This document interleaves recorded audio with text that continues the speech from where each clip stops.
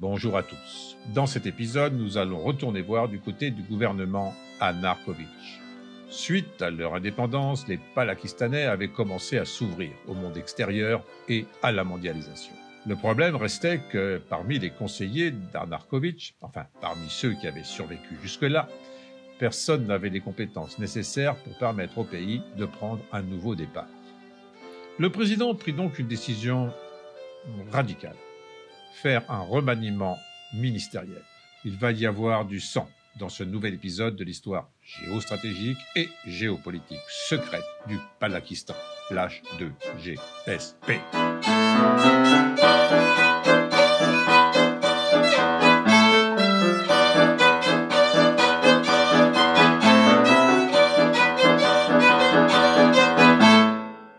Il faut savoir que les remaniements ministériels étaient bien plus violents au Palakistan à cause de la manie d'Anarkovitch de tuer tous les ministres démis de leurs fonctions. Au moins était-il sûr qu'il ne cafeterait pas les secrets d'État au gouvernement élastikistanais.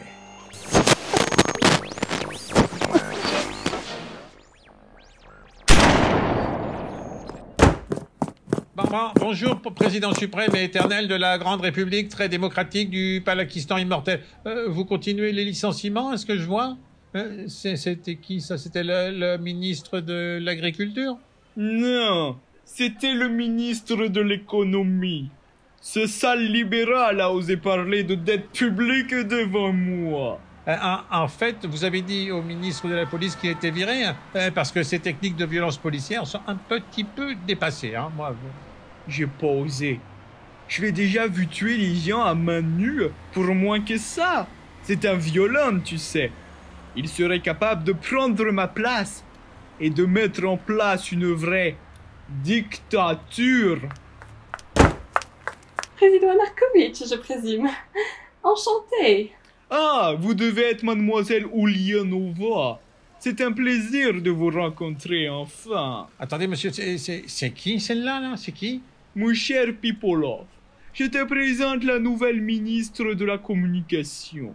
Ulyanova, j'ai l'honneur de vous présenter mon bras droit de toujours, ce bon vieux Pipolov. Depuis quand on a un ministère de la Communication?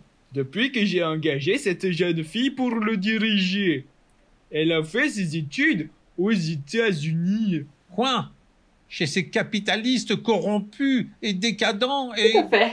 Je suis ici afin de redorer le blason du Palakistan auprès de ces chiens américains, comme vous semblez les appeler.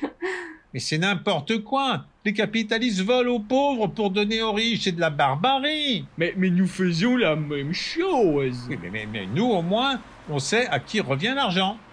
En l'occurrence, à vous, président suprême. Chez eux, les puissants se battent comme des vautours autour du cadavre en putréfaction du peuple. Ça me dégoûte, j'ai envie de vomir. Mais justement, nous allons combiner le pire des deux mondes afin d'exploiter les Palakistanais jusqu'à la moelle. Je deviendrai le dictateur ultime. Je sens que nous allons très bien nous entendre. J'ai précisément quelques propositions allant dans ce sens.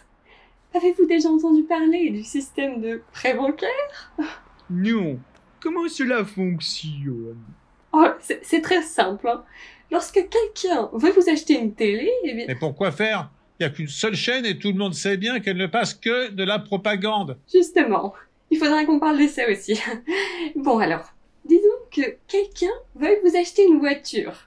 Le problème, c'est qu'il n'a pas d'argent. Ah, ça c'est grâce à nos impôts. Ça les empêche de se vautrer des inconforts libéralistes dégénérés. Et bah, au lieu de le faire économiser, vous lui prêtez de l'argent.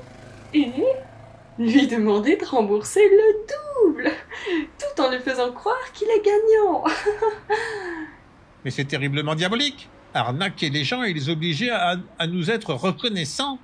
C'est de la manipulation de masse. Mais c'est du génie. Bienvenue dans le monde merveilleux du capitalisme. Le capitalisme sera-t-il la solution à tous les problèmes du gouverneur Anarkovitch? Ulyanova éclipsera-t-elle le fidèle Pipolov? Le ministre de la police continuera-t-il de tabasser des manifestants sur son temps libre? Vous le découvrirez dans la suite d'H2GSP.